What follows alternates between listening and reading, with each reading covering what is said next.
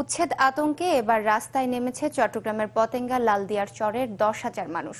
সকালে প্রায় 1 কিলোমিটার দীর্ঘ মানববন্ধন করে এলাকাটি উচ্ছেদমুক্ত রাখার দাবি জানান তারা।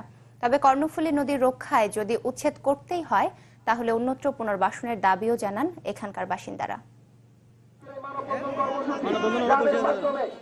উচ্ছেদ আতঙ্ক পিছু ছাড়ছে না চট্টগ্রাম নগরীর পতেঙ্গা লালদিয়ার চরবাসীর, তাই বসত ভিটা রক্ষায় রাস্তায় নেমেছে হাজারো মানুষ। উচ্চ আদালতের নির্দেশে কর্ণফুলী নদীর পাড়ে সব অবৈধ স্থাপনা উচ্ছেদ করছে প্রশাসন। তারই অংশ হিসেবে উচ্ছেদের আওতায় আসতে পারে লালদিয়ার চরও।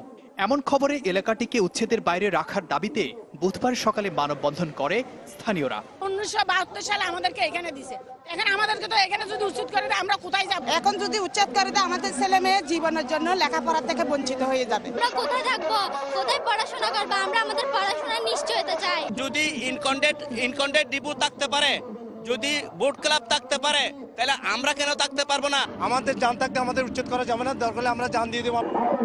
স্থানীয়দের দাবি, 1972 সালে বিমান বাহিনীর জহুরুল হক ঘাটি নির্মাণের জন্য সেখানকার 1700 পরিবারকে লালদিয়ার চরে পুনর্বাসন করে সরকার। এখন এই জায়গা থেকে আবারও সরাতে হলে নিশ্চিত করতে হবে মৌলিক সব সুযোগ সুবিধা। উচ্ছেদ করতে পারবো, আমরা শুয়ে পড়বো, আমাদের উপর স্টিম রোলার চালিয়ে উচ্ছেদ করতে পারবে, কেননা আমাদেরকে একটা সন্তোষজনক জবাব দিতে হবে। জননেত্রী শেখ হাসিনা আমাদের এই ব্যথাটুকু বুঝুক, আমাদের দেশের জন্য, দেশের প্রয়োজনে যদি এই জায়গাটুকু সরকারের প্রয়োজন হয় আমরা ছেড়ে দিব, কিন্তু আমাদেরকে পুনর্বাসন করতে হবে। লালদিয়ার চরে একটি টার্মিনাল নির্মাণের কথা বন্দর কর্তৃপক্ষের, এজন্য সেখানকার 10,000 মানুষের পুনর্বাসনের বিষয়টি আলোচনায় রয়েছে। অন্তত সেটি পূরণ হলেও উচ্ছেদে তাদের কোনো আপত্তি নেই বলে জানান স্থানীয়রা। জুবাইর মঞ্জুর, চ্যানেল 24, চট্টগ্রাম।